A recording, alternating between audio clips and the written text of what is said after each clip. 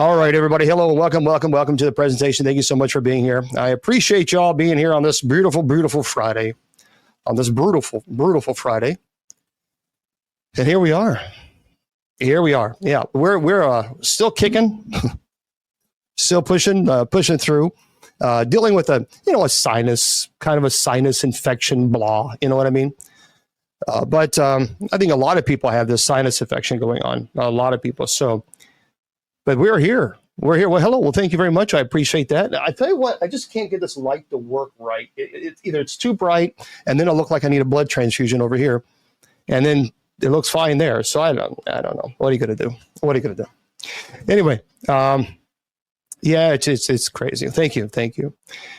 Okay, everybody. Let's get into the heart and the potatoes and meat and potatoes and chicken, fried chicken and mashed potatoes and corn and. Anyway, let's get into the heart of the show. It's going to be a good time. I want you to, Ms. Mercer, just send me information about KGRDB radio, or just let me know that. Well, thank you, guys. Thank you. If you want to go to my website, it's very simple, bishopjameslong.com, bishopjameslong.com.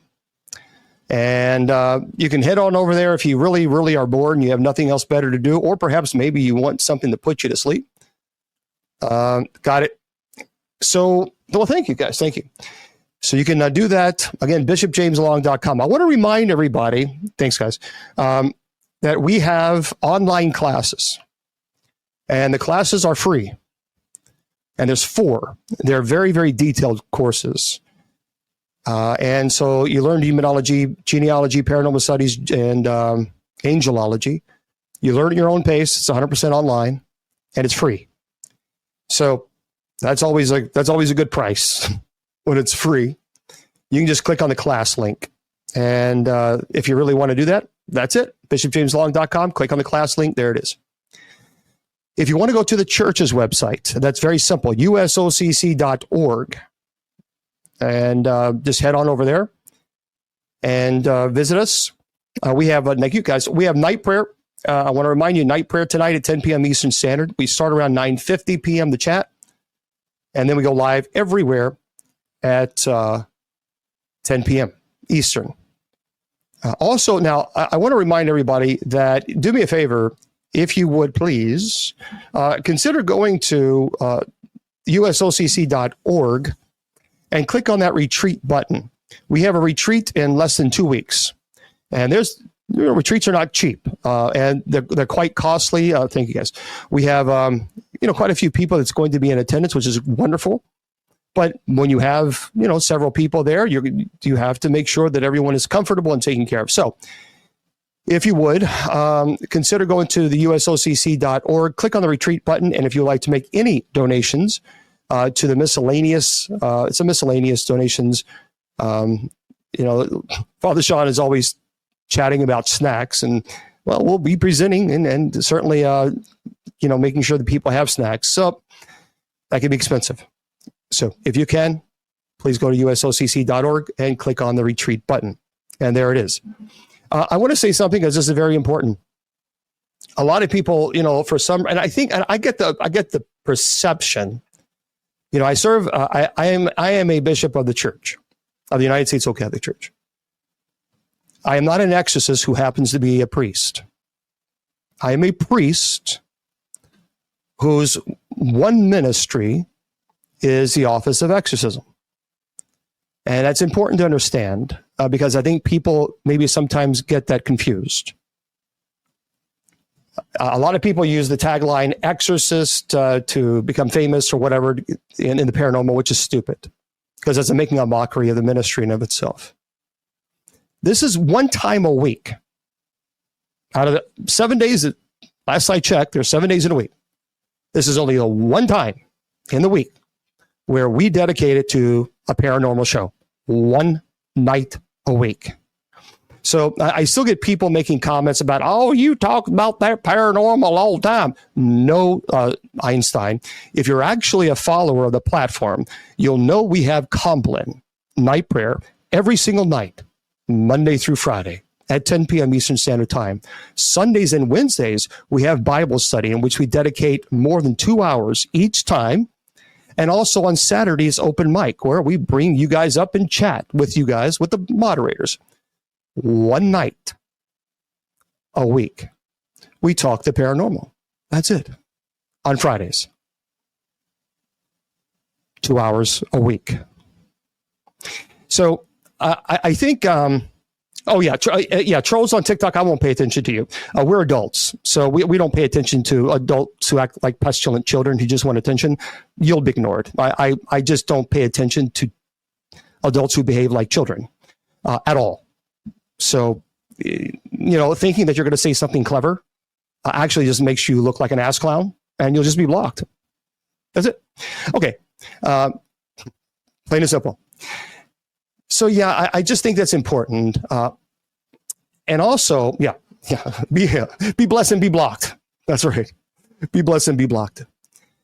Now we're not going to go sub chat only yet, but if it gets stupid, we will. Because we just don't put up with that type of nonsense here. We're just not interested. We're adults here. There's other Jerry Springer formats someplace else. Shoo.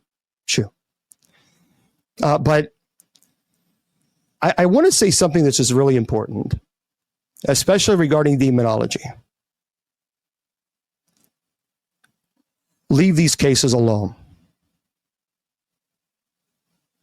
Leave them alone.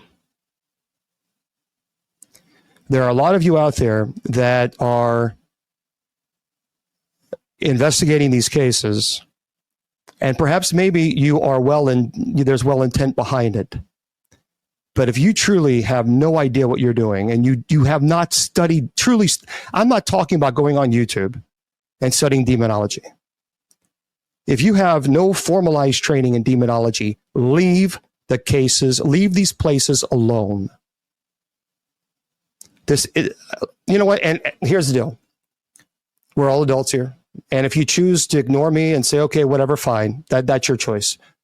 But then when all hell breaks loose in your home because you decide not to do this and not to take my advice, then don't call me and demand me to fix your problems. That's not how it works. You broke it. Thank you very much, Rock Angel. Seriously, you broke it. There are people that don't take demonology seriously. Demons are not stupid. Demons are far, far more intelligent than you and I. They are far more cunning than you and I can even imagine. Their goal is to completely and utterly destroy everything that you love, destroy your relationship completely with God, remove you from the grace of God. And that is their ultimate goal, is total destruction. And if you think for 5 seconds that you or anybody just thinks that you're going to walk into a demonic case and take it lightly and say, well, we're going to get some great information for social media, mark my words, you will pay a very heavy price. You may not pay a price today, and you may not pay the price tomorrow, but I swear as God is my witness, you will be giving me a call one day. I'm telling you now, I have seen it time and time and time again. I just got off the phone before I came alive with a paranormal group that I told, do not go to a particular location that is known to be demonic. They had heard me talk about this location many times. They chose to do it anyway. Now they are having extreme violent activity within their home, and they have children. This activity is incredibly violent. And they're begging me now to go to their home, and I'm telling them, no, I can't. Number one, I am sick. I have a sinus infection. I am not feeling well. I am not walking into a demonic case if I am physically not 100%. Not going to happen. I'm not putting myself in a position where I could get hurt as well as putting other people in position. It's not happening. Number two, I have a church retreat coming in just less than 2 weeks. So they they will have to find a clergy member in their area who is willing to take on a legitimate, violent, demonic case because they chose to once again ignore clergy's attention. I get to a point where I get tired of telling people this because they want to go on social media. They want to get the views, and they do. They do. And when they get the views and it's all exciting and it's all fun, and when the lights go off and the cameras go out, and then all hell breaks loose in their home, they realize they have paid a very heavy price for getting those social media views. Congratulations, you did. And people say that all the time, well, I just want to see it. I just want to see it. I want to experience it. And when you do, you are now marked. I don't understand people. I don't get it. Honest to God, I don't get it. So this team is begging me to stop everything that I'm doing to go to their home, which is 2 hours away, and to help them. I can't do it right now. I can't. And I've said it multiple times, stay away from this location. And yet, what do? They went out, they invited, is anybody here? I dare you to do something. And all hell has broken loose in their home. And now they are terrified. You broke it. Stop messing with this. I've told you all, I don't give a damn about celebrity status. I don't give a damn about how many followers I got. I don't care about any of the television shows. I don't care about any of that stuff. That is meaningless. It's completely meaningless. I don't do it for fame. I've never charged a dime in my life. Never. I pay for it out of my own pocket to get to people's homes, to the point of even making $15,000 in debt to get to people's homes. I'm not doing this for giggles. I'm doing this because I know that demon activity exists. I'm doing this because I know possession exists. And I don't care if you believe it or not. I don't care. I'm not here to prove to you that demons exist. I'm here to help the families who know they do. But people have got to stop this bullshit of going to locations, putting themselves in danger, and then demanding that clergy put their lives in danger by helping them because they decided that they needed a little bit of a hayride. Woo, let's go do this for social media fun. This has got to stop. This is not a game. And if you think it is, then the devil has already beaten you. So if it appears that I'm frustrated, I am, because I deal with this all the time. And then when I tell people I can't help you right now, I get cussed out and called all kinds of names but my name because they expect me to stop what I'm doing and run to them because they're the ones that screwed it up. Well, leave it alone. This is not game. I don't care. And again, Jake, some jackass, of course, in TikTok. If you can't be a normal human being, then go away. What's wrong? My spirit irritates your demons? Is that what it is? It's ridiculous. I know Bill very well. I know Bill. And Bill charges. This family's not going to be able to pay. And look, I'm not a Bill saying, look, you want my time? I charge. That's his right. But this family can't afford anything. So it is frustrating because as clergy, I want to help people. But I get frustrated when I see people purposely put themselves in this type of position. And then they expect clergy to come rushing in like Superman, putting ourselves in danger to fix their mistake when they knew darn well that what they were doing was wrong. So I don't know how much more I can impress on you to leave this alone. For 25 years, I've been teaching, stay away from this stuff. Now, I'm not going out in graveyards chasing ghosts. I'm not going out into these locations chasing something that I should stay away from. So I understand what it means to get involved in this type of stuff. And I have willingly accepted the consequences of being involved in a ministry that I know is very dangerous, even to the point where I myself was under attack. And remember, friends, I was 425 pounds. I was taking on cases after cases after cases, and I was dying. The demonic was using every weakness that I had, which was sweets. If I was sad, I went to sweets. If I was happy, I went to sweet. If I was depressed, if I was overwhelmed, if the ministry was too much, I went to sweets and sweets and sweets and sweets. That's what I did. And when I did Exorcism Live on the Travel Channel, when I blessed the house in St. Louis, I was 425 pounds. Could barely walk up the stairs. This is how the demons, they're very manipulative, very conniving, and not stupid. Your life will fall apart. You will lose your job. You will lose everything that you cherish if you keep messing with this stuff. We have a show tonight that I want you to really listen to very carefully. And this is, it's the Enfield House. The story begins in the small, quiet town of Enfield, Connecticut during the 1970s. It was there in an otherwise ordinary suburban home that an ordinary family became the center of a sinister series of unexplained phenomena. The story of the Demon House begins with the Parker family, who experienced eerie and unexplainable occurrences soon after moving into their seemingly unremarkable home.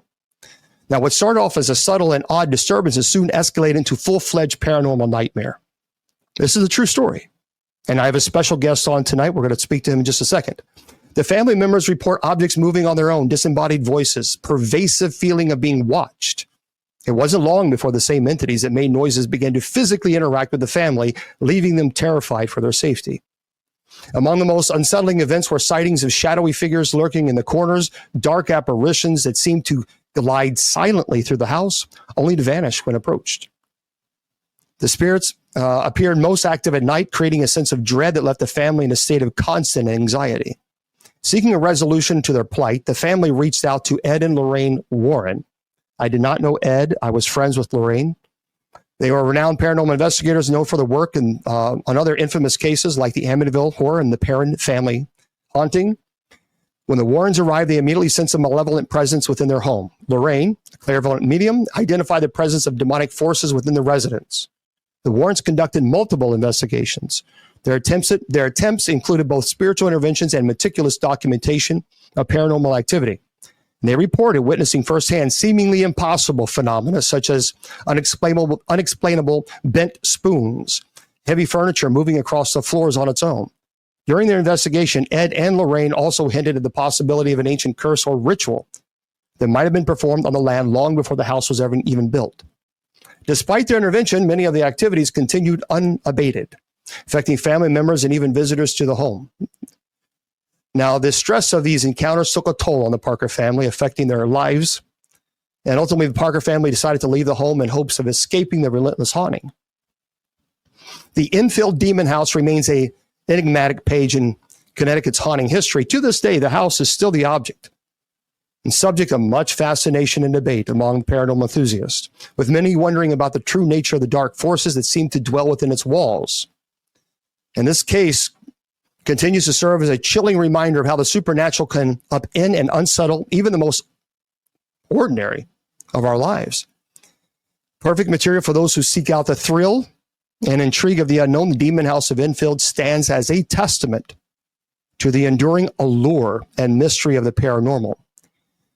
Tonight, we have a very special guest on. We have Jay, who is the father of the owner of the McKenzie, who owns the Enfield House.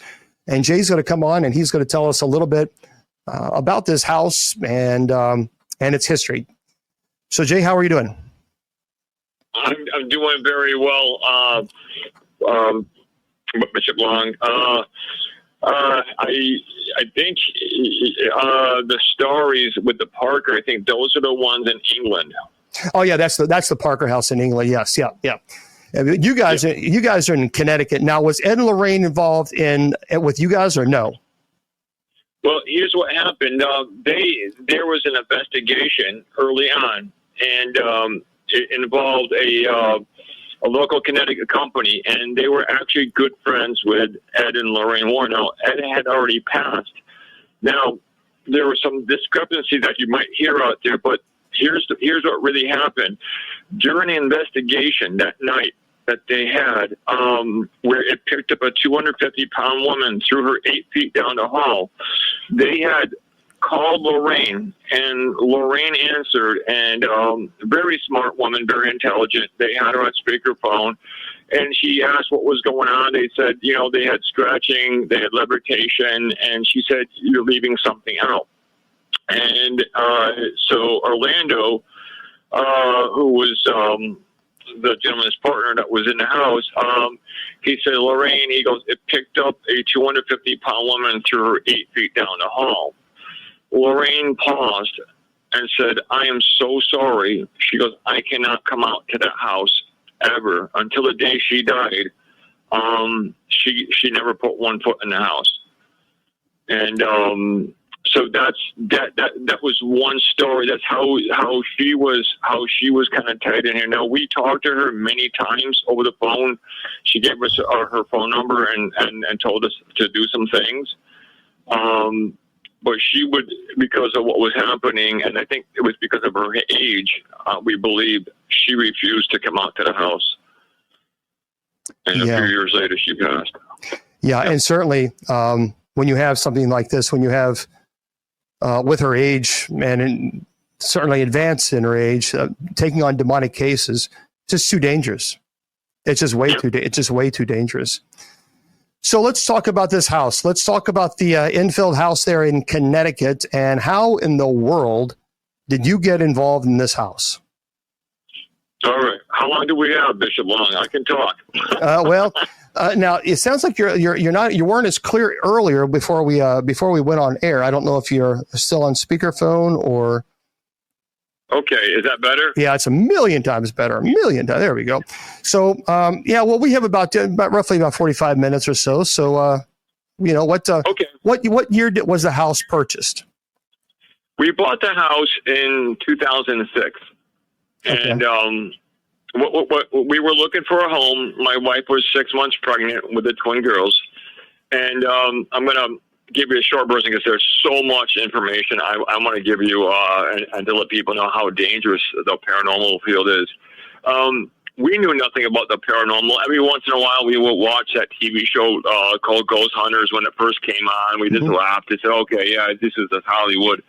Well, anyhow, where I was working, the lady was telling me about her husband. He wanted to liquidate a bunch of properties. He wanted to start up a large car dealership. So we came out. We took a look at it, and he did a lot of work. And every time we came back, he gave us the keys, and he sweetened the deal. And then he finally said, listen, guys, he goes, I put brand new boilers in, brand new roof, brand new everything. All you guys have to do is sheetrock everything. And so we were like, yeah, I know, I'm already working, 65, 70 hours a week. I said, I got babies coming. I said, I'm not Superman. So he said, you know what? At the height of the real estate market, houses, going, 2, 3, 400,000. He goes, how about this? He goes, my wife told me to take care of you. He goes, I'll let you have it for 165. Now it's a duplex, right? So my wife's like, no. And I'm like, but Elka, I said, even if we just use this as a rental property, I said, you can't get a house for 165. So make a long story short, we ended up buying it. Mm-hmm. And it was our worst mistake ever. because I come from a military family and a military background, and I also come from a religious background. You know, I grew up a Catholic in the military. I was Protestant and Baptist and everything. So I am a firm believer in Jesus Christ and God. And but I had no idea what was in store for me when we came in the house. And the warning signs were there. I mean, if we believed in paranormal and things like that, it was right there. I mean, the first weekend we were supposed to move, it rained so bad that we had to cancel everybody. Then the second week, we were staying. We were living at my father's house in Westfield. We were supposed to move. He had another renter moving in, and my uncle died. It was a weekend of his funeral, and we couldn't even go because we had to move. Huh. So when we moved in, and Elka was 7 months pregnant, all heck started breaking loose. It didn't take long for this stuff to happen, but I was searching for a logical explanation. You know, here's my wife. She's 7 months pregnant. We just moved in the house. She's still trying to work. She's working for a doctor's office. She was a nurse. I'm working, and all of a sudden, you know, they finally put on bed rest, and this is where things start going crazy. I get a call at my office, Jay, come home now, right now, and I come flying home because, you know, Springfield, Mass is only like about 10 minutes away. So I come running in the door, and the very first thing she tells me is there's this gigantic black dog roaming through the house. Now, when I mean gigantic, I'm looking for a German Shepherd on steroids. Right. And I'm looking around, and there's nothing there. And then it starts out with things disappearing, things reappearing. You know, you come home, you put your wallet on the table, it would disappear and reappear someplace else in the house. So this went on for some time, and then the babies were born. I'm going to skip through a lot because we only got 45 minutes, and there's so much in the house I get to you. So the babies came. And so the very first night, you know, I was home alone. I came in the house felt energized. And I was like, you know what, being someone who has a educated background, I'm like, okay, it's separation anxiety. You know what, you're home, you're alone, you just had babies. But it was different. So I left all, you know, here I am, right? You know, everything I did in the military like that. And here I am, I'm afraid to be in my own house. I leave all the lights on. I go upstairs. I got my dogs. I turn the TV on. I'm tossing and turning. At about around 3:30 in the morning, the way my bed was sitting, I see this big white light shoot down the stairs. And I'm thinking, okay, it's a car, you know, it's reflecting off the wall somehow. And another 15 minutes later, another big ball light shoots down the stairs. And I'm like, okay, that's weird. So I just get up there thinking to myself, hey, if anybody's up there, listen, I bought the house. It's not vacant anymore. However you got in here, get out, right? And I'm laughing to myself. A few weeks later go by. Elka sends me upstairs to look for some boxes. And that's why I noticed, I'm like, you know what? There's no way a external light can reflect because there was boxes blocking all the windows. So whatever those lights came down, they had to originate from the attic. So as that started happening, what started to transpire was as I'm working now, my wife's home on bed rest. The babies come home; they were born premature, and I get another call from the office. Jay, get home right now. So I come flying home. I'm like, what's going on? She's like, I hate this house. I hate it. She goes, all the baby toys. She goes, how is that possible? All the baby's toys turned on all at one time. Now, they don't have speakers, and they kept getting louder and louder and louder. So she finally jumped up and down and said, stop it, stop it. And they all shut off. And I'm looking around, and you know, I don't have an explanation. I'm like, this doesn't make any sense. I said, are you really sure? And she says, I'm telling you what's happening. So it started targeting almost like one person, and it would happen again. Now, when I was home, I would have my own experiences, but they weren't that graphic yet. When I say yet, it's coming. So I'm home, and I'm working not only a full-time job, watching the babies. Now my wife goes back to work, and now she's teaching nights. She's teaching nursing for this private school. And now I hire a babysitter because I'm trying to renovate the renter side. And now I got stuff happening, right? Now I actually have a drill that almost killed me. It came up and it went on auto, and it came up and nicked my neck. And I heard this entity or this voice laughing. And I got up. I said, I bought this house. I said, you're dead. You leave. I said, accept Christ as your Savior and be gone. And it just kept laughing and laughing. So I finally said, you know what? I'm done for tonight. I shut off the lights. I came back over here, you know, checked on the kids. The babysitter left. And then my wife came home, and she says, what are you trying to light up the neighborhood? And I'm like, what are you talking about? Oh, because she goes, all the lights are on next door. I'm like, they can't be. I shut them all off. I said, there's no way. So, and that started happening on a regular basis. So as time started moving in, we're heading into 2007. And so now he ended up in a hospital. They thought she was going to die. Her blood pressure went straight through the roof. Everything started going wrong. We had to admit her in the hospital. And I decided now I got to tell her that, you know what? I think we might have a ghost in the house. You know, I didn't, you know, I had no idea what to tell her because she's probably going to think I needed my head examined. So I pick her up. I said, okay, let's go out to eat. I said, I have something extremely important to tell you. And she looked at me like, what are you going to tell me? And I took her to the diner, and I said, okay, I'm just going to say it. You know, I said, you're already put up with me for my military antics and all that stuff when I came home. But I said, I think the house is haunted. Now, I was waiting for her to say, you know what, I can't deal with this anymore, right? She said, you too. She goes, oh my God. She goes, I pray that you don't go to work every day. She goes, I feel like I'm being watched. She goes, people, things are around. She goes, shadows are moving and all kinds of things. So I said, you know what? The best thing we can do is, is call up a local priest, have them do a house blessing. And I said, let's hold on. Let's hold on. Whatever's in the house is going to leave. Jay, hold on one second. So there's a lot of people who are asking about what we're doing here. We're speaking to Jay, who is, of course, he's one of the owners. I believe you're of the Enfield House. Now, there's two different Enfield House. The bio that most of you are familiar with are the one in England. That's the one that I read that most of you are familiar with. That's not the Enfield House that we are referring to tonight. The Enfield House that we're talking about, this actually, it was, if I'm correct, it was featured on Animal Planet's The Haunted and Sci-Fi's The Haunted Collector.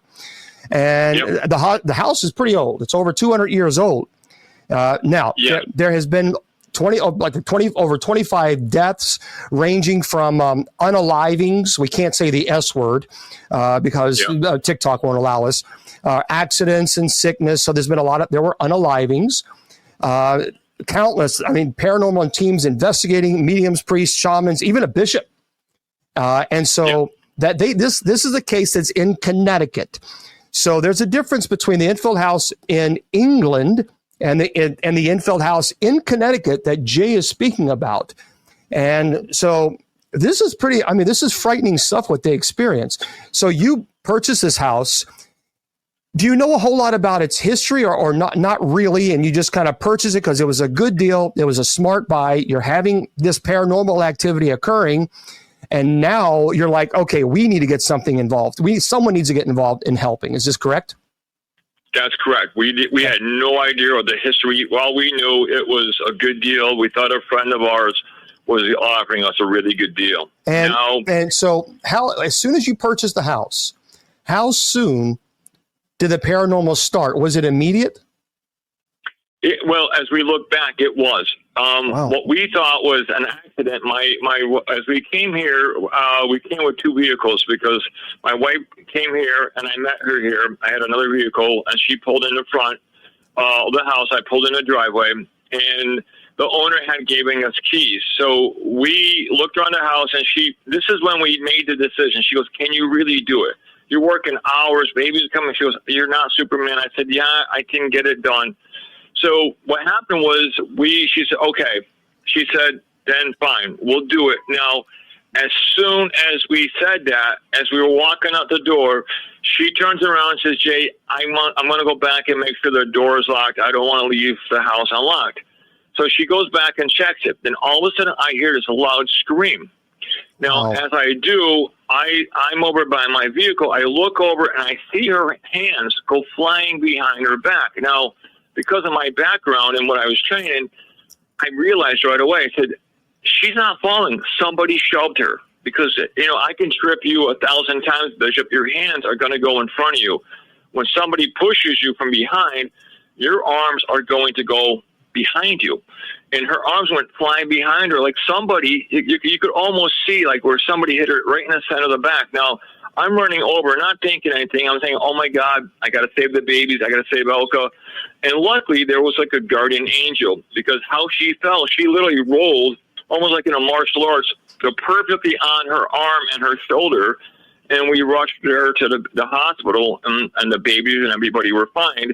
And she kept saying, I think I fell, but she goes, Jay, I think I was pushed. Oh, but wow. she goes, that makes no sense. Wow. And I said, nothing's making any sense here. So then, again, because of what I used to do, I started to interrogate her. Now, I always thought, like what we were taught, divide and conquer, right? And this is what the entity was doing, dividing us and conquering. That's it. Trying to conquer us. Yeah. So what happened is, I'm asking her, who did you give the keys to the house? She's like, nobody. I said, somebody's got keys to the house. And she kept saying, I changed the locks 3 or 4 times. Now, I feel like Bishop Long, I'm going crazy, right? Right. I'm going out. I'm looking in the basement. I'm burning paper. I'm looking for drafts. I'm thinking there might be hidden tunnels, because none of this is adding up, right? None of this makes any sense. So now we decide, like I was saying, we decide to call up the local church. And as I'm looking out the door, I said, oh, my God. I said, he must be walking. And I see the gentleman's name was Father John. He's walking down, and I meet him in the street. And I said, hi. I said, I'm Jay Apel. And he goes, I'm Father John so-and-so. And so he's like, how's things going? I said, well, Father, I said, you know what?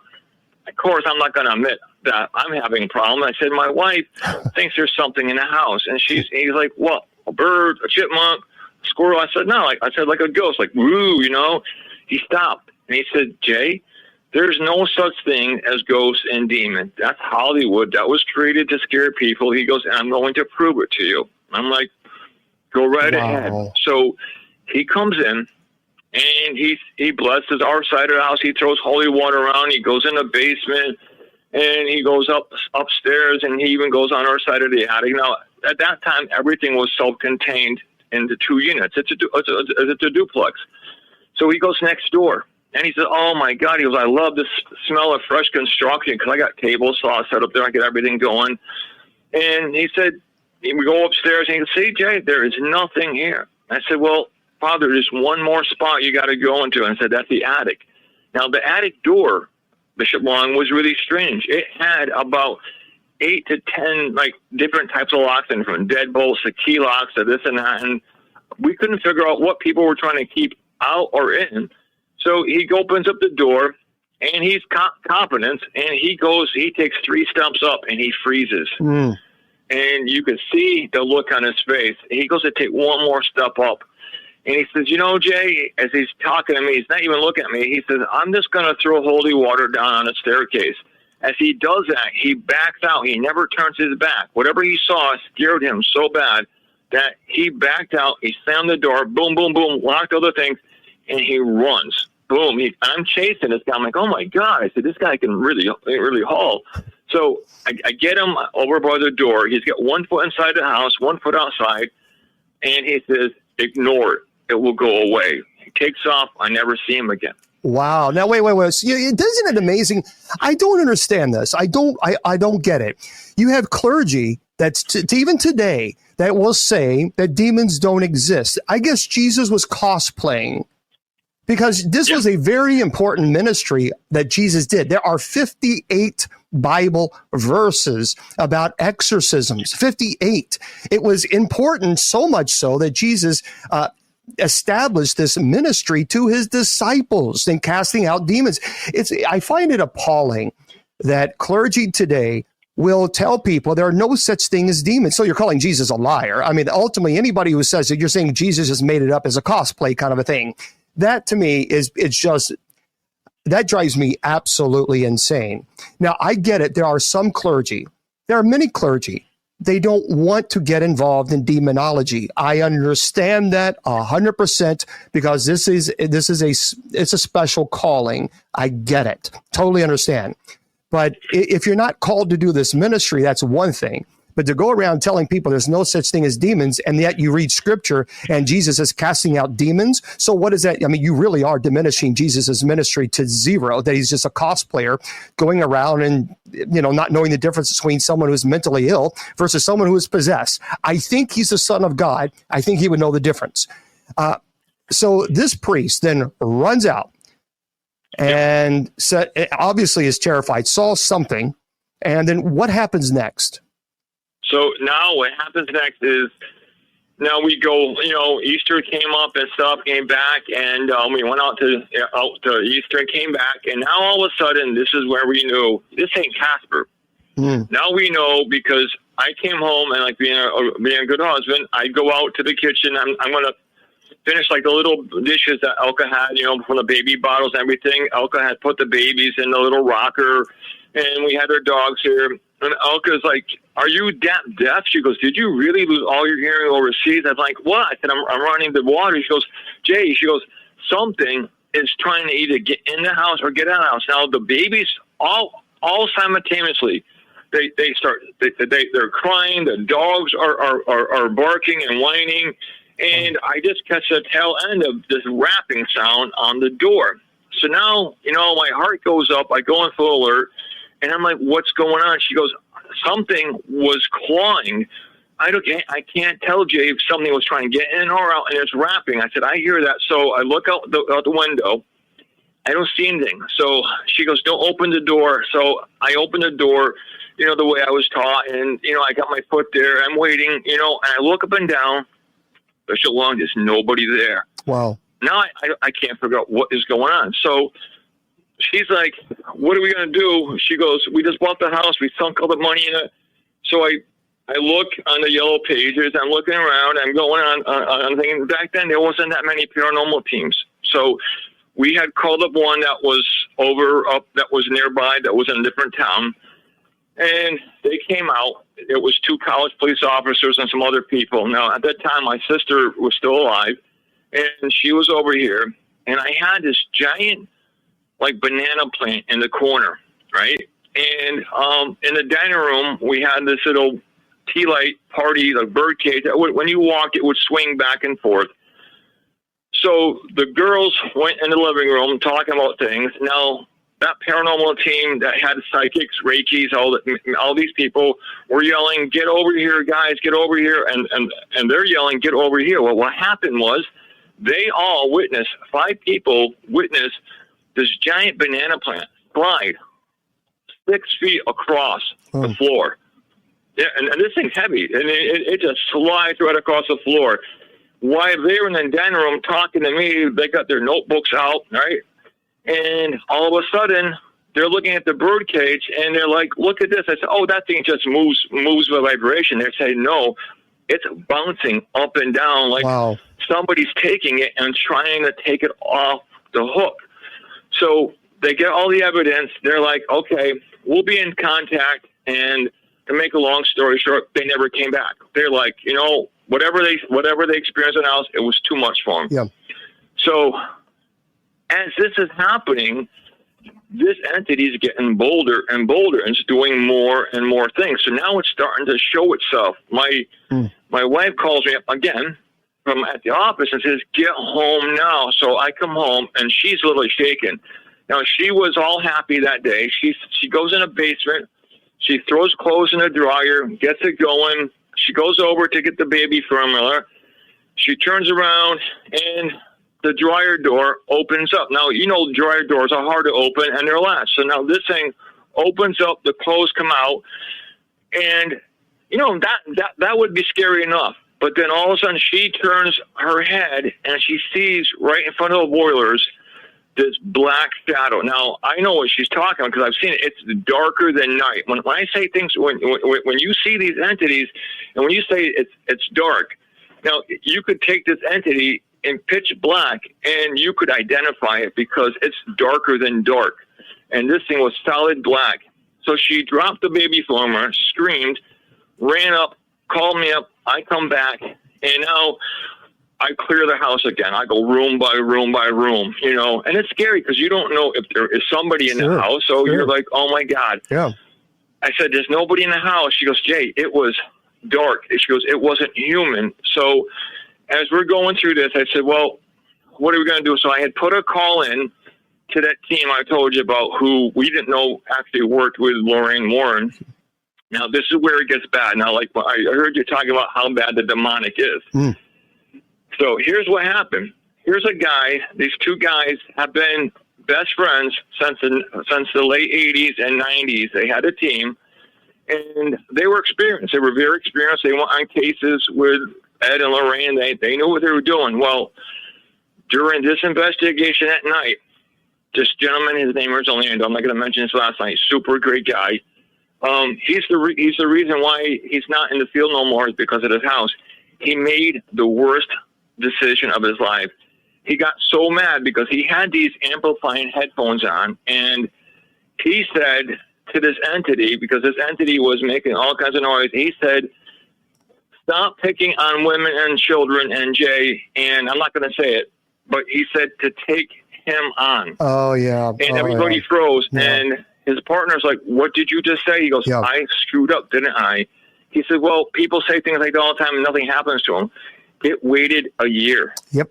And it went into his life. It terrorized him so bad that he literally called us up, and he begged to come back. I'm like, why are you begging to come back? I said, we're not mad at you. He goes, he comes in a house, and it was like a scene from that movie Platoon where the guy throws his hands up in the air. And that's what happened. He comes in, he drops on his knees, he throws his hands up in the air, and he begs.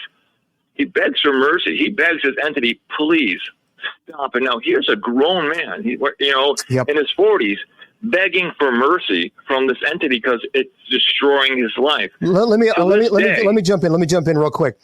This is important, and this is brilliant, and I am so happy that you're talking about this. But again, for those of you just joining us, talking about Jay, who owns the Enfield Demon House. It's in Connecticut, and this place is, look what they've experienced. Now, look, a lot of times, paranormal investigators and including clergy, when they get into a case, that I work with paranormal teams who, because I don't have my private jet, I haven't won the lottery, so I can't fly to all these places. I just can't.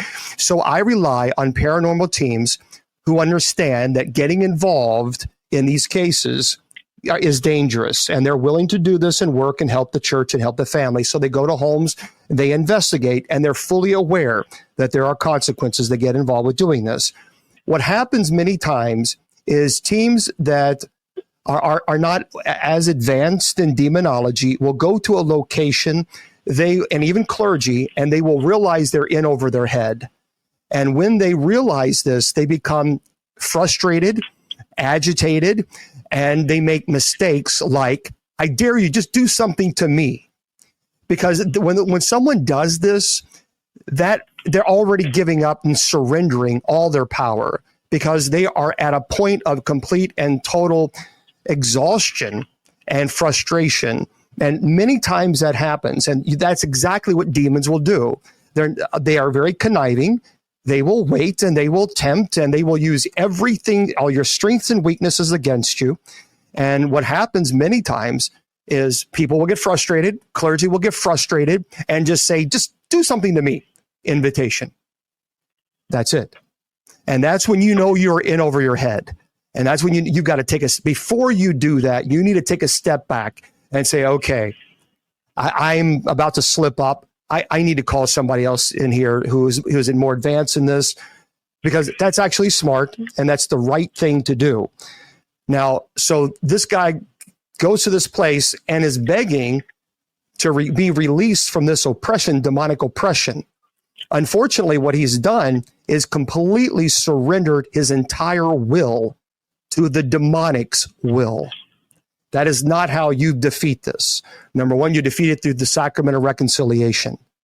And that you must have the sacraments of the church. You're not going, the demons aren't going to feel compassionate. They're not going to say, oh, I'm so sorry.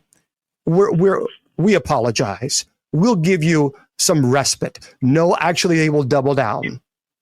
Yep. Because now that your will is being broken, and now they don't see you as a poor victim. Now they see you as, okay, good. Now you're the prey. And so it's a total surrender. So what this person has done has now admitted that he has been defeated. His will has been defeated, and he is begging for mercy from a being that will never grant him mercy under any circumstances. All right, so what happens? So now he says that he leaves. So now the other guy, I can't mention his name because of things that happen. He does almost the same thing. He yells out, take him on, right? Wow. Take him on, right? Meaning himself. And he says, and he came back. He was doing some lectures here. I can't mention his name because of some things that happened. Yeah. But he said, look at me, nothing happens. Now, I didn't see him for almost 17 years. And then last year he comes up and he's like, I like to do some lectures at the house and things like that. So, because we turned the renter side into a 1920s thing where we talk about the dangers of paranormal and we let people rent it out to investigate. Now, what happens is he shows up and he says, guys, man, I'm done. He says, I got 30% of my heart, my liver's shot, this is happening, that's happening. And me and my wife looked at him and we're like, nothing happened to you? And he says, you know what? I can't say it came from your house, but he says, you know what? It's kind of weird that after I was at your house for those 3 times that I got all this. So we were like, wow. And he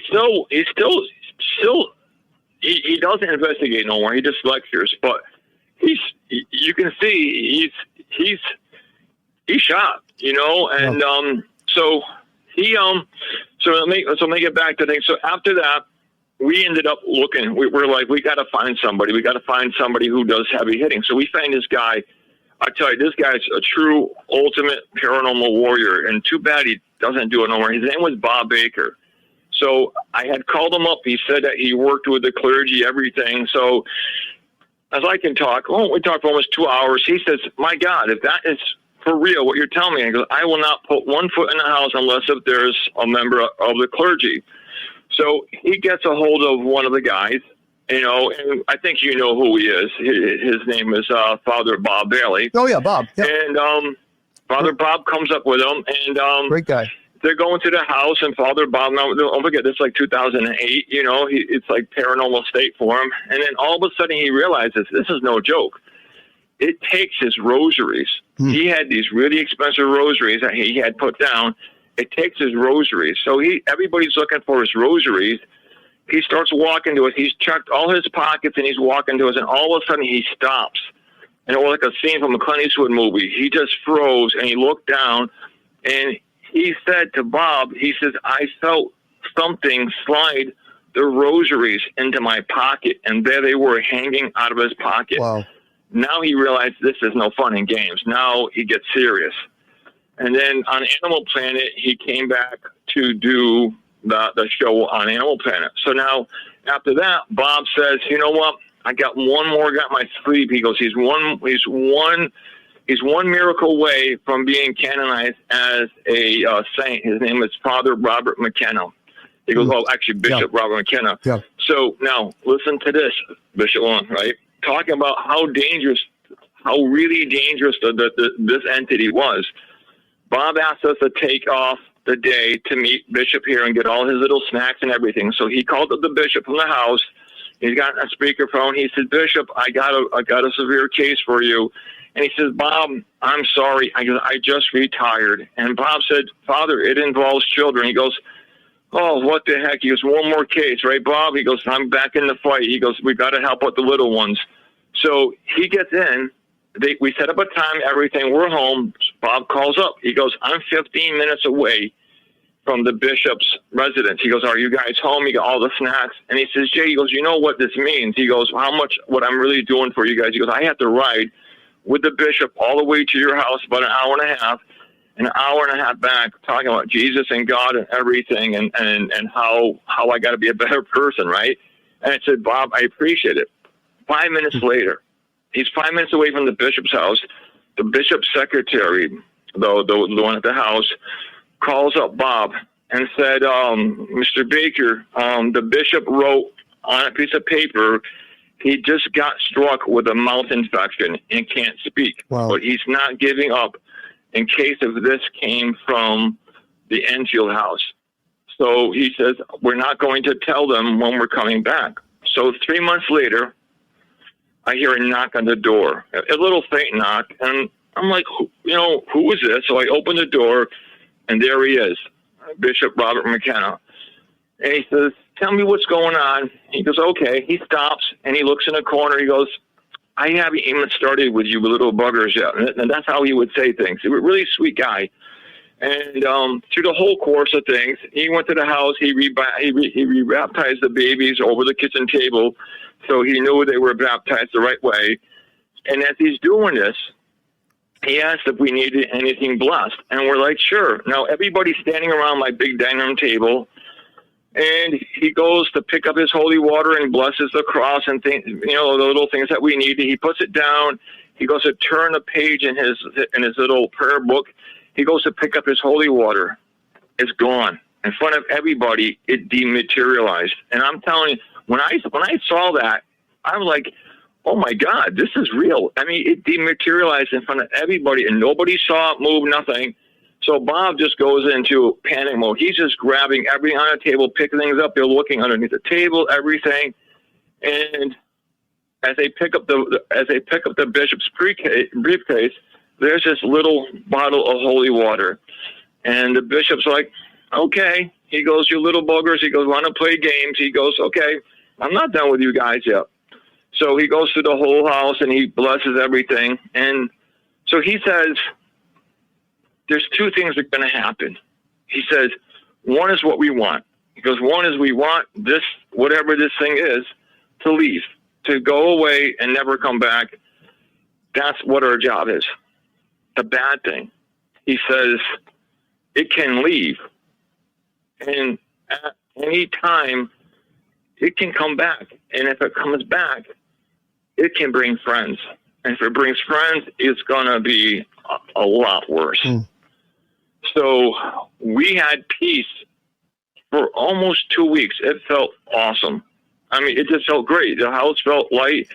Sure. And then all of a sudden, it started out very subtle. It was testing us, and then it just ramped up. So Bob came over, and that's when Bob said, you know what? He was getting worn out. He says, I've done everything I can do. He goes, I'm not giving up on you guys. He goes, you know what? He goes, I have all these TV shows knocking on my door. He goes, why don't you guys start doing TV shows? He goes, someone out there is going to know what this is and how to take care of it. Okay. So he sent in the Animal Planet, had started up a new show. We did that. John Zappas, great guy. John called him and said, hey, listen, I want to try to help out Jay and Olga, but he goes, I'm under a contract with my show. What do you think? So he contacted us. We were like, okay. And then the last show we did, and that's just how we got some help, was we did on the Discovery, they had resurrected the old haunting show. Right. Yep. And they wanted to come out. And about a year after that, we had gotten a phone call and said, hey, I know two people that want to come out to the house, Reverend Neil Farley and Jay Dodd, and they had special gifts. So now it came with a price. Bishop Long, like I'm saying, this is no joke. This is no like running into an empty building and going, look, there's a ghost. What do you mean a price? What do you mean? Well, Jay Dodd nearly died. Wow. Yeah, it came at him before he even got here. And when he was here, they said prayers, they did everything. And when he left, at the time, my daughter Courtney would call him up and say, "Mr. Dodd, I'm scared," and he would talk to her. So this one day, she called up and said, "Mr. Dodd, I'm scared." He goes, "Courtney," he goes, "can you put your dad on the phone?" I said, "Is everything okay, Jay?" He says, "Well, I can't help you guys no more." He says, "Here's what happened." He says, "Now here's a guy who was healthy. He was Indiana highway patrolman. At one time, he was a state trooper, and this guy's a well-educated guy. So he ends up having a massive heart attack. Right now, before this happens, this entity goes to him and it says to him, "Get out of the field. Stop doing this." And he says, "I am a man of God. Get behind thee, Satan." And he goes, "Get away." And the entity says to him, he goes, "Do you know who I am?" And he goes, "Get away." He said, "I'll show you." A week later, he has a series of heart attacks, and he died several times. And they brought him back, and he's in the hospital. And he said to me, there's different versions of the story. I want to make sure I get the accuracy. He told me, as he opened his eyes, here's his entity sitting on his bed. And the entity says, "Now do you know who I am?" So he basically, I don't know what happened. He said, I don't know if he made a deal or whatever, but he said that he got out of the field. And if he got out of the field and everything, the deal was that this entity was supposed to leave us alone. So we had peace for almost a year and a half, and I was in a severe car accident that left me disabled. And I had opened up the downstairs into a single-family home. So my realtor got her husband over and helped me convert it to a duplex, and we wanted a long-term renter. Well, this lady was on Section 8, and within 6 months, she was begging to get out of next door. She was begging to get out of the contract and everything. So the state said, "Don't let her out. If you do, we may not use you anymore as a rental property." So the day that her contract was up, there was a moving truck out here, and so many people came in, they got her out. So Bob said, "Do not go next door. Whatever you do, do not go next door." He flew all the way from, he drove like a maniac to get out here from Shelton, Connecticut, out here. And he says, "Don't go next door." He goes, "If this thing came back, it could be waiting for you." He goes, "Let's look for signs." So he went next door, and he says, "My God, she was terrified of something." I'm like, "How do you know?" He goes, "Look it. She took black ash, and she made the sign of the cross over every door, every window." He goes, "She was trying to protect herself from something." He goes, "Oh boy." And that was our biggest fear, is this entity coming back? So over the course, of a year or so, we were like on the edge of our seat, because we were praying to God that this thing doesn't come back, because it was vicious. Then little things happened, but this entity never came back. What seemed to be coming back what seemed to be opening up was the human. Well, I can't say they're human spirits, but they started talking about names and people like they lived here. Now there's so many deaths around the house since 1771. So they started, it was to a bare minimum, and it was like, okay, we got this. So every renter that we had, moved out. So finally, what brings us up to now was in 2022. Our last renter moved out, and I says, "You know what? I'm done, guys. I'm getting older. I can't keep going next door, patching sheetrock, fixing the house up. I said, you know what? I know we need the money, but I said, I'm done. I'm going to shut down next door." I said, maybe we turn it into a craft room for Mom. Maybe I bring my tools in and I turn it into a workshop. I said, I don't want to go through this renter stuff no more. So a friend of ours, her name was Rose. She used to work with Bob. She came over one day because I wanted to see, if there's any activity going on. So she had, oh my God, Father, I'm going to get his name mixed up. You might know him. He's out of Texas. Father Reuben. That's his name, Father Reuben, on standby. And she came over and she got some activity. And I think she had flashbacks of when she was younger with Bob in the house. She got scared, called Father Reuben. He did a prayer. And she said, you know what, guys? She goes, everybody knows who you are. She goes, that's when Mackenzie said, why don't I turn it into something paranormal? I don't know if there's anything out there like that at the time. And Rose said, you know what? Everybody knows you. She goes, that would be a great little business for you. And Dad, you can teach me all about business and things like that. Mm-hmm. She goes, what do you think? I'm like, nah. I said, that's a crazy idea. Now, what I didn't realize, Bishop Long, is that there was a paranormal community, because when we got involved, we didn't know. There wasn't that many people out there. And it was like, all of a sudden, seems like since COVID, it exploded. Everybody's a paranormal investigator now. Right, I'm probably going to get a lot of people upset because I'm very straightforward, and that's the military in me.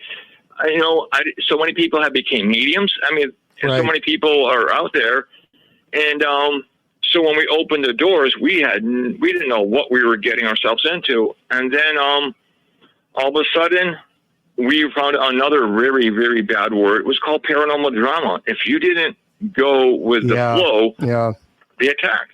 Yeah. So we, over the course of all this time, but what we have done, this is how we realize a lot of stuff is when this stuff was going on. Tell me if I'm talking too fast or we don't have enough time. Yeah, we're running out of time here. So were you able to get other clergy to come in and bless the home, and did everything calm down as far as the violent activity? Yes, the violent activity has left. Excellent. We don't have that violent activity. That left with Reverend Farley and Jay Dodd back in 2015. Okay. Good. What we have now, we have people will pick up things on EVPs. People will catch black shadows. And there's a lot of activity on the staircase because so many people have met their despise on the staircase. And it doesn't surprise me that there is still spirits hanging around the old staircase. So people will pick up people walking halfway up the stairs, or they'll hear something thunking down the stairs. We had recently a team come up. It was very interesting. They own a large equipment company, a paranormal equipment company, and they wanted to come out and they wanted us to be part of it as a live feed.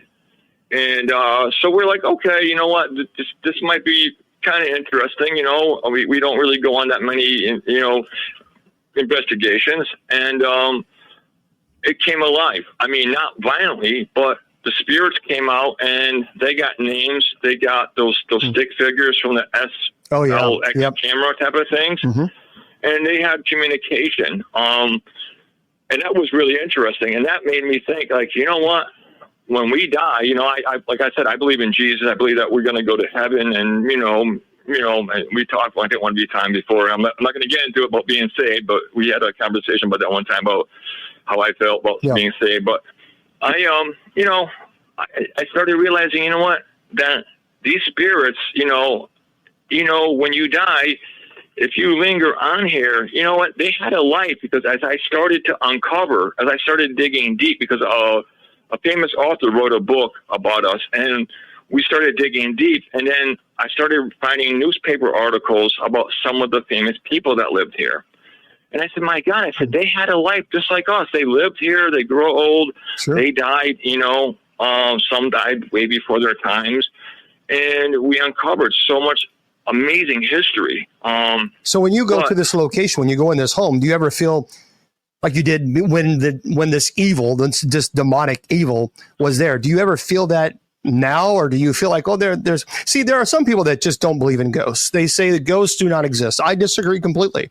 I not only as someone who's investigated thousands of locations in 35 years, I can tell you not everything is demonic. It's just not, no matter, I fundamentally disagree with people who say everything is demonic. No, it's not. No, it is not. No. And I say that as an investigator, as a clergyman, as an exorcist. It's simply not true. The data does not show that. So I believe that certainly human spirits exist, and it sounds like to me that you guys are capturing, paranormal activity in the home. Yep. I think it's important. People ask me about, paranormal investigators who you need to have cases worked. You've got to have the experience. You have to. One thing you never, ever want to do, if you're a paranormal investigator and a team, and you want to eventually work demonic cases, maybe for a church or for an exorcist, well, you have to work cases. You have to get boots on the ground, because anybody can read about paranormal investigating. That doesn't make you an investigator. So, like, for example, with the Enfield House, people who go and investigate, they gather the information, they put all the tools together, they get all that stuff. That is really fantastic as far as the training. At the same time, they also fully understand the dangers of investigating. I'm not going to preach that paranormal investigating has absolutely no worries at all. No, it's not true. That is simply not true. When you are investigating the paranormal, anything could happen. And so in order to get the experience, learn the equipment, how does it work? How do you navigate the equipment? You have to investigate. You have to. Yep. You don't want to start. The last thing you want to do. You want a location for example. What? No, go ahead, Bishop. Go ahead. You want, and it's true. What you're saying is 100% true. That's why what we do is when we tell people, we have them sign a waiver. We say no Ouija boards, no trying to direct conjuring something up, because we tell them if this entity comes back, there's no mercy for you. And people laugh. I said, no, don't. It's not a joke. The spirits here, they're human, but if you're going to stand here and ask for the devil to show himself, you know what? As tough as I am, I will not be anywhere near you. I'm going to be outside with my Bible praying to St. Michael, because I said, I'm not that stupid. I said, if you want to investigate the spirits, and enjoy the rich history of the house and that type of stuff. But you have people come in, and like you said, they do something on YouTube. They say, I'm an exorcist. And they act like that you're really like an idiot, and they don't understand. And when you tell them that we had some of the best in here, and they're like, no, I'm protected. And then, you know what? And then they do whatever they do, and then you hear about them, months later, they go someplace, and now they're being crucified by something. That's very true, and good for you. As far the Ouija board is stupid, stay away from it. Any type of imitation, stay away from it. But it's like what I was saying is you have to have locations where there is not demonic activity, so you can investigate. You can see how the equipment works. That's the only way they're going to be able to do this. You have to determine, how does the equipment work? How do you go through it? How do you document everything? But the last thing you do, if you're a paranormal investigating team, and you truly want to work, perhaps you feel like you're being called to serve, in the demonology field, in your first case, don't take demonic cases. That's dumb. That makes no sense whatsoever. That is irresponsible on all levels. You don't do that. You go to locations that do not have demonic activity, that you can look at the equipment, see how it works, gather it together, go through all the evidence, because that takes a long time. But what you don't want to do is, if you're a paranormal team and you have very little experience under your belt, you don't say, well, let's go to a place that has demonic activity. Why in the world would you do this? You're not prepared for that. So that's what I'm saying. You have to edge into this slowly, so you can learn the equipment, get the techniques down, and then, and only then, when you have all that information and you're prepared, you have clergy involved who could help you through these cases, you got some training involved, then you can slowly move into some cases that are a little bit more scary. But the last thing you do, you do not just jump in the ocean full of sharks and say, okay, we're going to just go swim with them. No, because you're going to get bit. You're in over your head. You're in over your head. So we're unfortunately fresh out of time. Let me ask you, how can people reach you? That's a good question because, like I said, my daughter runs the business here. I help her out telling stories. You can reach us. We have right now we're redoing our webpage, but you can contact us through Facebook, through the 1771 Enfield House, and we also have another Facebook page called The Haunting in Enfield, Connecticut. And if you message us, private message us. We'll tell you what the rates are. We let paranormal investigators investigate overnight from 7 to 7. I think Mackenzie's changing that up now. We also have seasoned paranormal investigators that come in and they do lectures. Good. We wanted, well, we actually had a priest, but he's no longer with us. He was going to do a course on the dangers of the demonic. Yeah. So we have something going on all the time, at the house. Just got to kind of follow us and see what we got planned. Last year, we actually had a Christmas party here where Santa Claus and Krampus came, and people had a good time.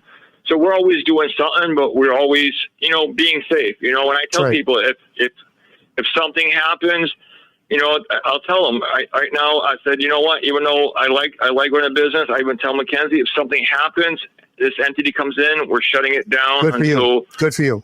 We can get it. And if that happens, reach out to me. I'll be happy to help out in any way that I can because we have to keep people safe at all costs. And I think you're doing it the right way. And I appreciate you saying that because I get really frustrated with places.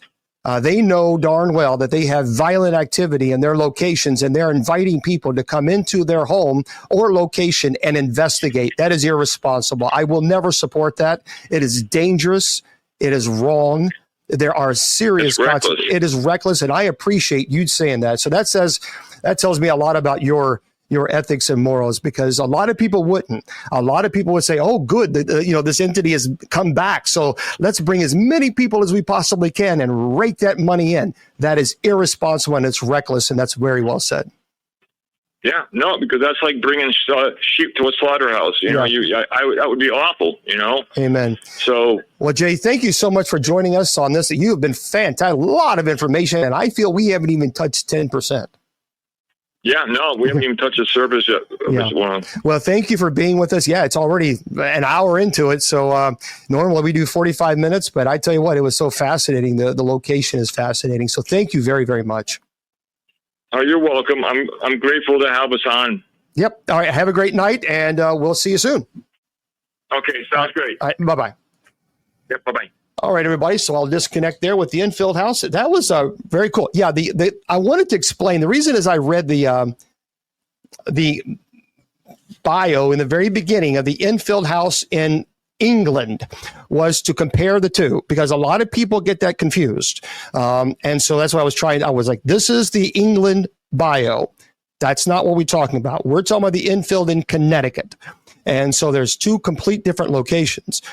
But this is really serious. And I can't stress this enough. If you're a paranormal investigator, and if you truly feel that you are called to serve and to work demonic cases, number one, understand that it is a ministry. This is a ministry. If you don't understand that, stay away from it. Number two, this is a calling. If you are working demonic cases because you're wanting excitement on a Saturday night, you're going to pay a very heavy price, and it's not worth it. Now, people say to me all the time, I've worked cases, all blah, blah, blah, blah. Nothing has ever happened. And I tell them all the time, yet. Their demonic entities are opportunists, and they will wait for the best time to attack. When you're lonely and you're depressed, your wife or your husband leaves you, you lose your job, you're suffering from depression, they will show up, and they will show up with a vengeance. And a lot of times people forget, they do things and they work these cases, and, they may get some exciting cases or exciting evidence, and they go on YouTube or whatever social media platform. and they're getting all the views, and it's exciting, and they're just putting. I'm seeing a lot of this on social media. I'm seeing young people going on social media and investigating some places that are no joke, and they're screaming and they're carrying on and they're getting all. I cannot tell you how many times I have seen teams completely fall apart and lives fall apart. I've been in the paranormal field. The first time I investigated was 35 years ago.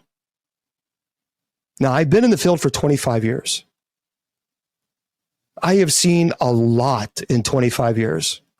I cannot tell you how many demonologists I've seen come and go. How many demonologists I've talked to and multiple times told them, you've got to have a prayer life. This has to be it is a calling. It is a ministry. It's not secular. This is theological.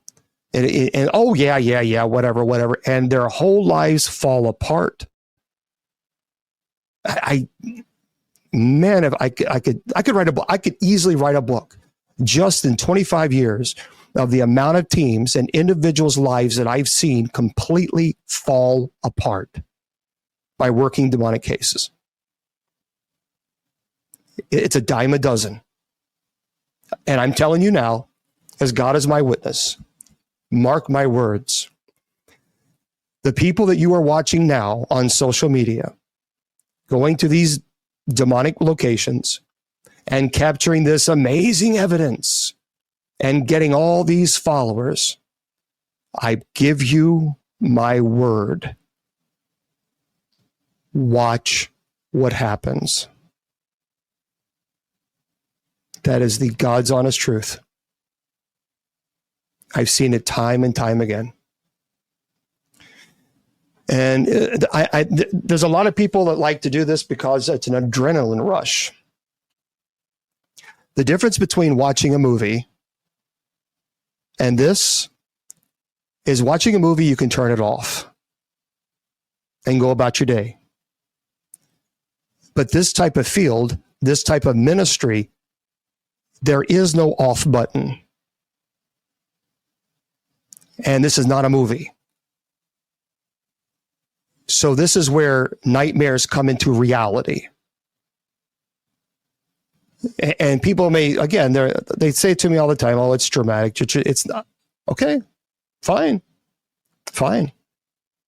If you think it's dramatic, that's fine. But I will be there to say, I told you so.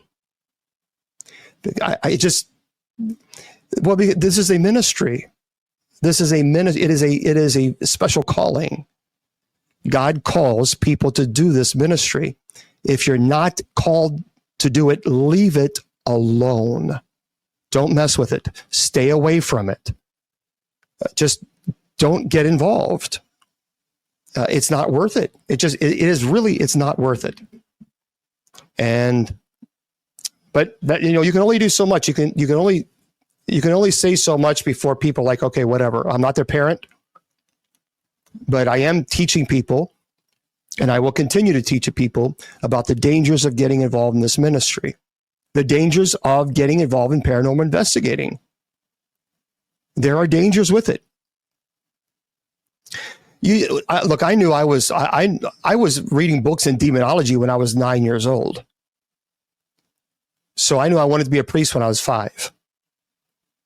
So for me, this was always, it's just my DNA. It's who I am. I didn't know why I loved books on demonology. I just knew that I was so drawn to it. And now as a clergy, I understand that this is a part of my ministry. And so as laity, remember, you guys are laity. Paranormal investigators, you're laity. There's a difference between a demonologist and an exorcist. Let me make that clear. A demonologist is not necessarily an exorcist.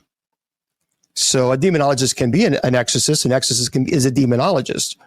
But a demonologist is a person who studies demonology and who has a calling to serve the church to work demonic cases. It is sanctioned by the church. to work these cases. And so laity can do this, but in doing that, you put yourself in danger, because this is something that if you're not prepared for it, and if you don't know what to look for, then you make the mistakes of saying, I'm so angry and nothing's happening, do something to me.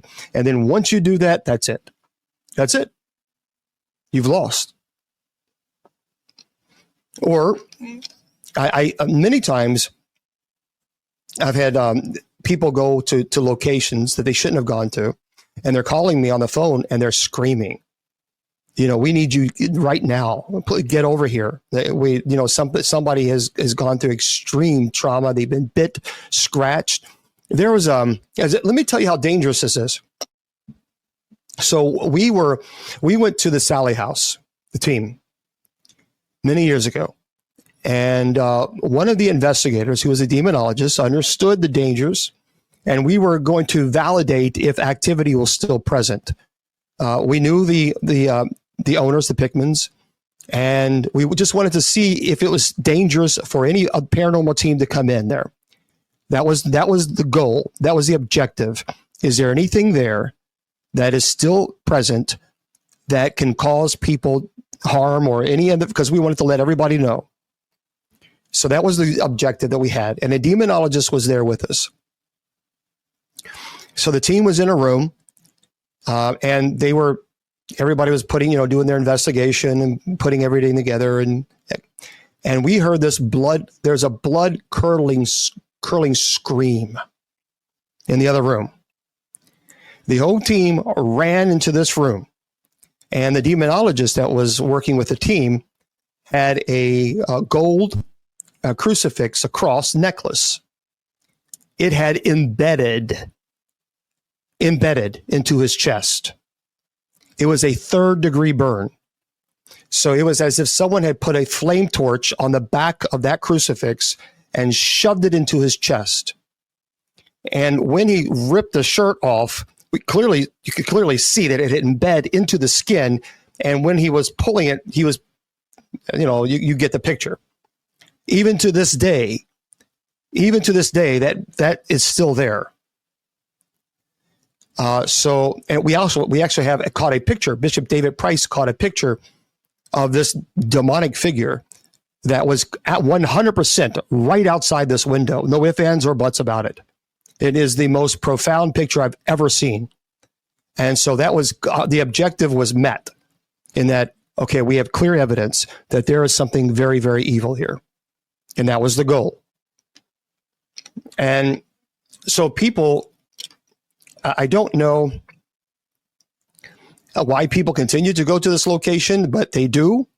This is a location.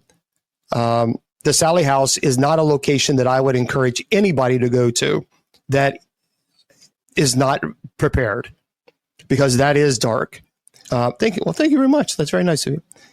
Someone's offering gifts to the ministry, so thank you. In the same manner, the Gates of Hell Cemetery.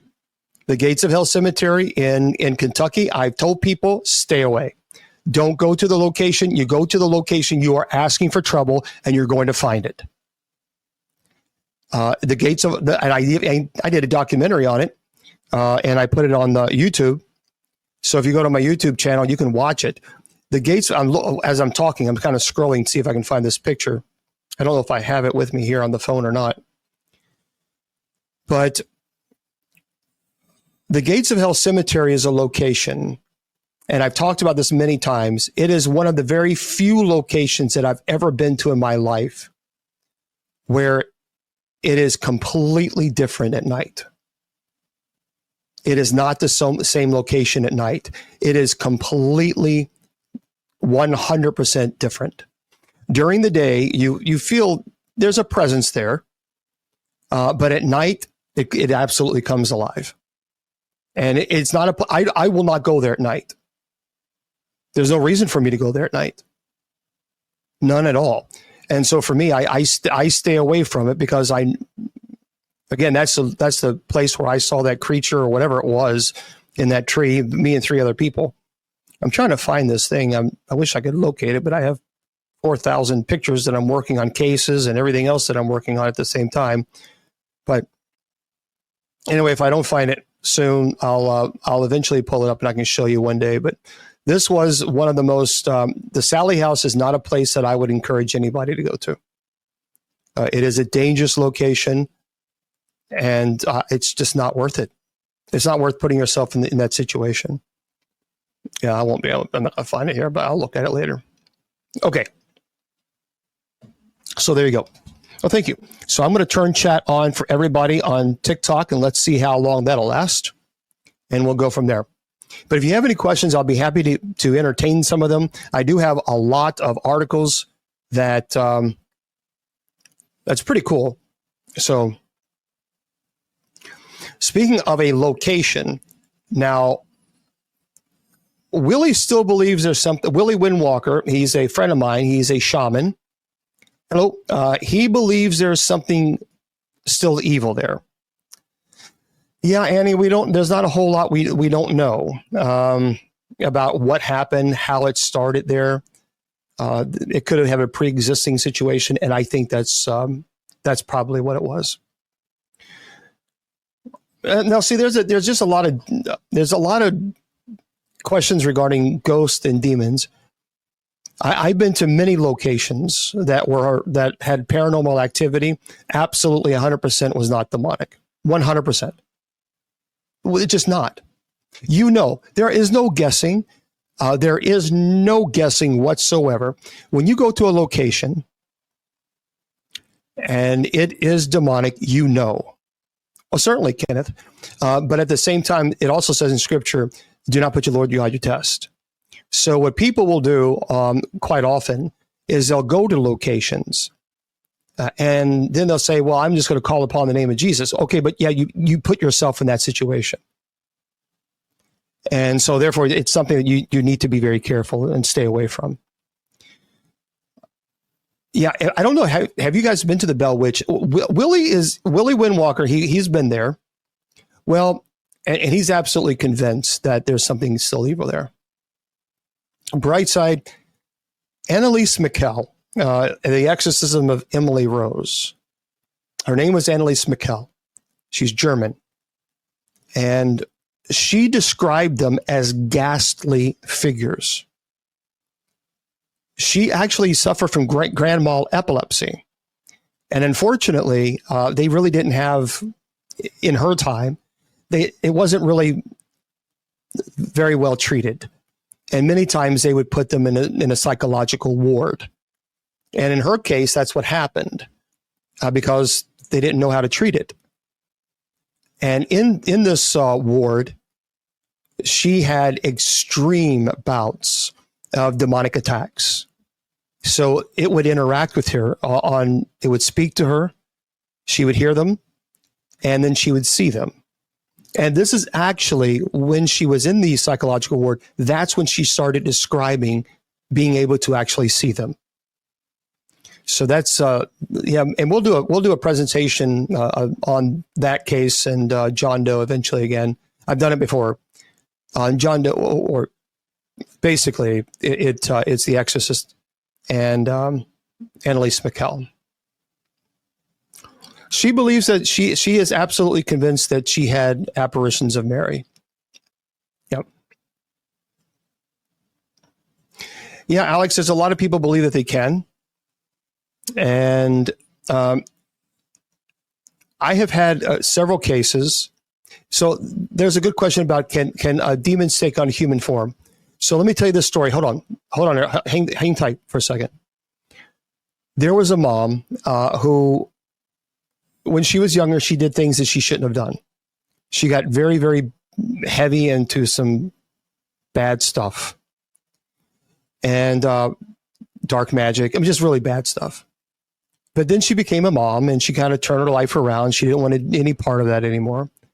And she had a child, a little boy, and the little boy kicked the ball out in the street.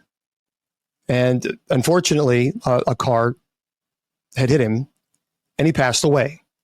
She was obviously distraught. The family was distraught. That's obvious. They immediately then began having strange paranormal activity in the house. You know, his toys would come on and his balls would bounce around on their own. And within not very long at all, the mother went from complete and total weeping and wailing to laughing and smiling.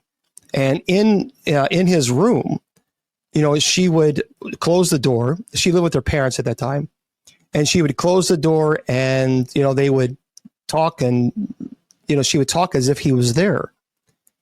And so they asked me to come and investigate because something wasn't right. Now, it is, from my experience, obviously people grieve differently. And my immediate thought was, obviously, that she's in some form of psychosis. And so we go to this home. We document that there was clear paranormal activity, without question, EVPs, laughter. We had a child's voice on there. And so she was in the room, and the door was barely creaked. I mean, just open just a little bit. And I had at that time, I was a camera, and I snapped the picture quietly, no flash, because I didn't want to distract her. I didn't want to be rude, I want to find out what was going on. But she was on his bed and she looked like she was holding something. And she was just talking to her like she was talking to her son. And we got the film developed back in the day. There is a full body apparition of what appeared to look like her son. It was full body. But what was very eerie about this is the way she was holding him. His face was right at the door. Clearly, I mean, it was 100%. There were no eyes. There were no eyes. There was a distortion in the face, and I knew what was going on. I mean, there was no question what was happening. That was really hard. And because she had lost her son, and now she thinks that she has her son again, but yet it is not. It is an apparition that a demonic has taken the form to break the intellect and will down of this mom. And we had to actually get to her some deep spiritual and psychological counseling, because not only did she experience the loss of her son the first time, but then she had to learn that she was not dealing with her son the second time. And that was hard. That was hard. But that's what I'm talking. That's what demonic entities will do. They don't care. They don't care that she lost her son. As a matter of fact, they saw that as a great opportunity. And they took that opportunity to show themselves. And it was complete. That was a hard case. That was a very difficult case. And it took her a good 10 years to finally get to the point where she was able to maintain any type of sanity. So she still struggles. And I do speak to her occasionally. But she still struggles with it, and understandably so. But this is what we're talking about. And when I tell people to stay away from these things, because they will do everything and anything. Nothing is off the table. Nothing, including the use of a child that passed away. That's a perfect opportunity for them. So, yeah, she did. Oh, yeah, she did, Faith. She turned her life around when she became a mom, and she didn't want any part of that. But she was pretty heavy into some things that she shouldn't have done. And because of that activity, there came with consequences, and that was the consequences. So that was a difficult case. So, yeah, I got to tell you something. And this is just for me. And I'm not saying I'm not trying to tell anybody else how they. In my perspective, in every single case that I have worked where there were ghost children, they were not ghosts at all. In every single case, it was demonic. Every case. Now, I'm not implying anything. I'm just telling you what my data is. So I just simply don't believe that that a child spirit would be lost or stuck, as people use that term here. I don't believe it. So she was practicing some dark stuff. She was practicing some dark stuff. I do believe pets do absolutely see them. I'm not a fan of. I don't. Yeah, I've never met this person, Bashar. There are some people that believe in Bashar, and some people do not. So each person has to make their own decision. So I've never met him. I've never sat down with him. I've never spoken to him, and so I don't know him. Yeah, guys, look, Masons. People talk about Masons all the time. I have friends that are Masons. If you're going to be a Mason because you want to learn some deep, dark magic secrets and all this other stuff, you're going to be sadly mistaken.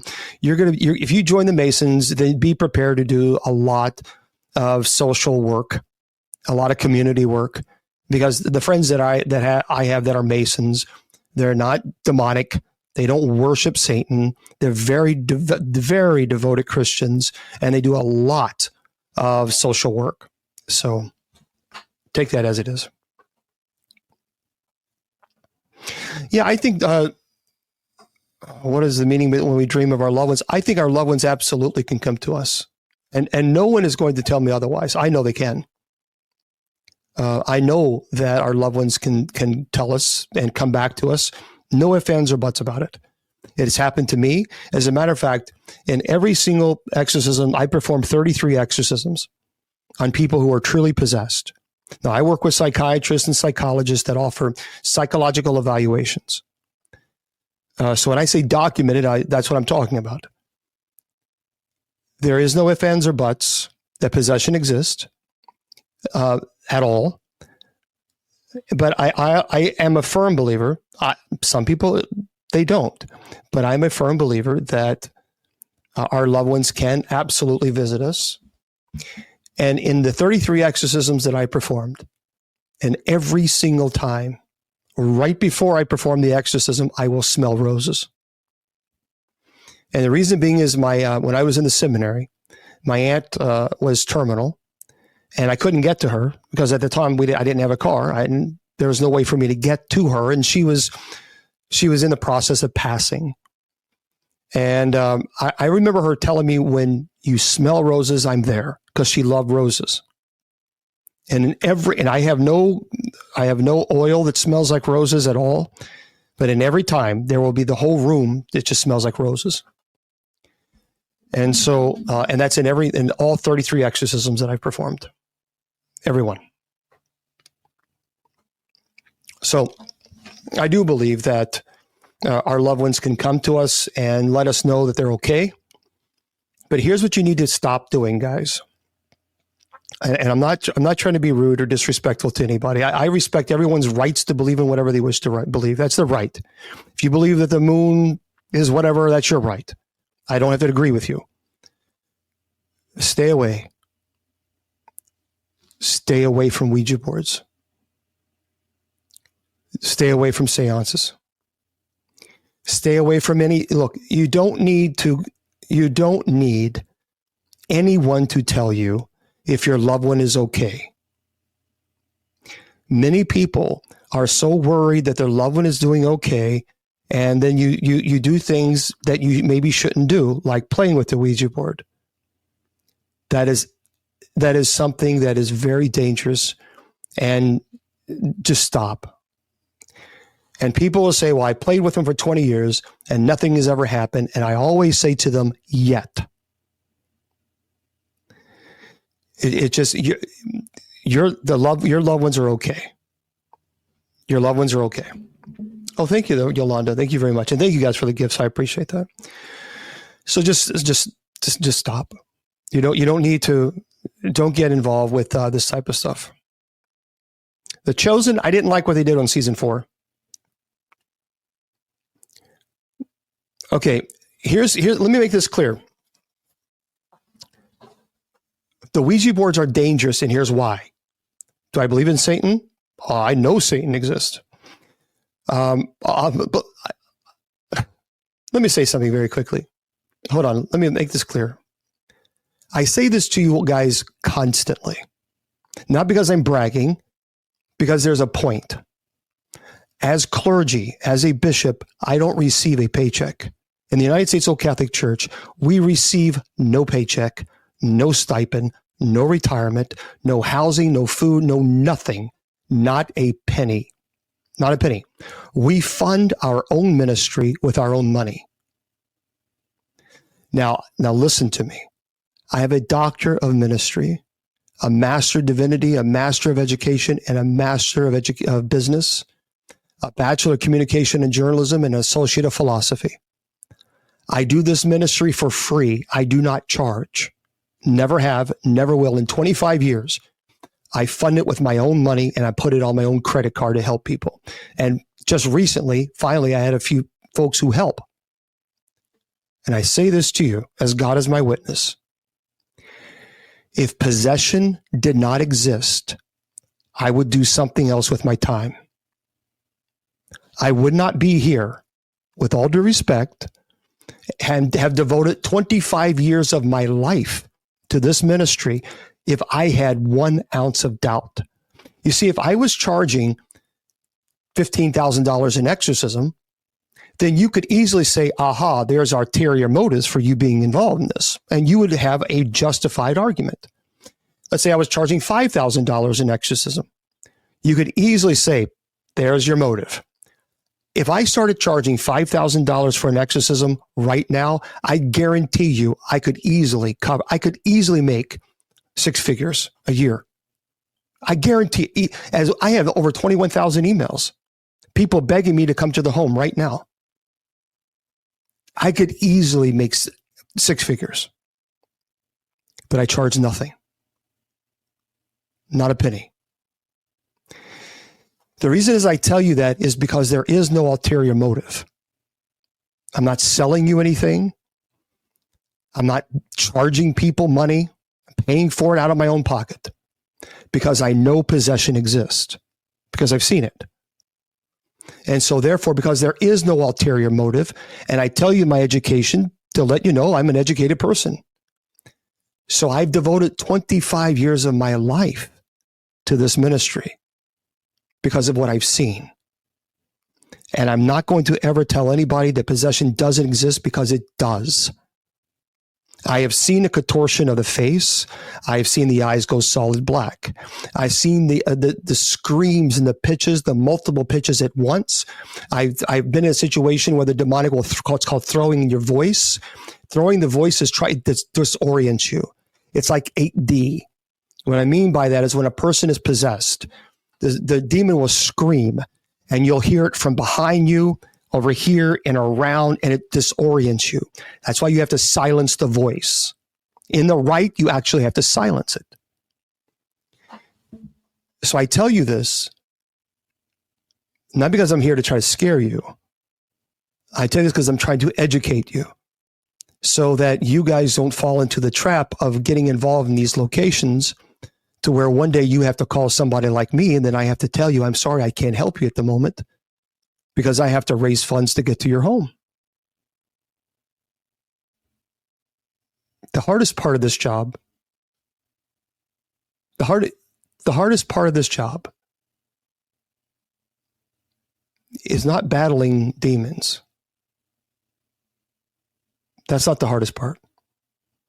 The hardest part of this ministry is to have to tell families while they're sobbing on the phone and begging me to help them that I can't get to them right now because I can't afford to travel out to California, and people don't want to take cases. That's the hardest part, is to hear the the sadness, the begging. That's the part that takes a toll, not the demons.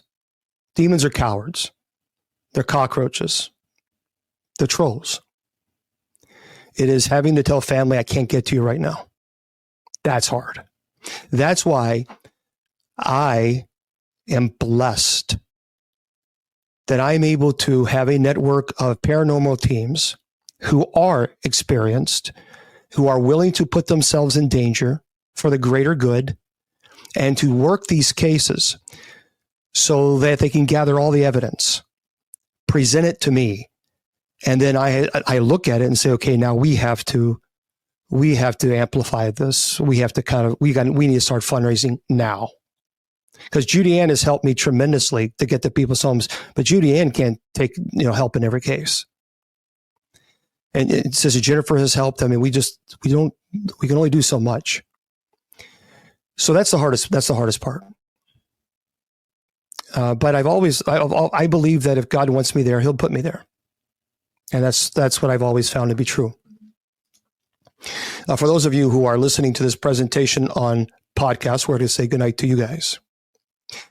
I want to remind everybody that tonight, it goes by TikTok. Stay with me. I'll be with you guys in a moment. Tonight, we're going to come right back on air in 1 hour. We will be back on air for our night prayer. So join us tonight at 9:50 p.m. Eastern Standard Time. And then we go live at 10 p.m. And then Saturday, we have our open mic night show. And then Sunday, don't forget, we have Bible study at 8 p.m. Eastern. So that's the schedule for tonight. But for those of you on Facebook, YouTube, Twitter, Twitch, and KGRDB Radio, remember, I tell you all the time, your value does not decrease based on someone's inability or refusal to see your worth. You're priceless, and don't let anybody tell you or convince you otherwise. Good night.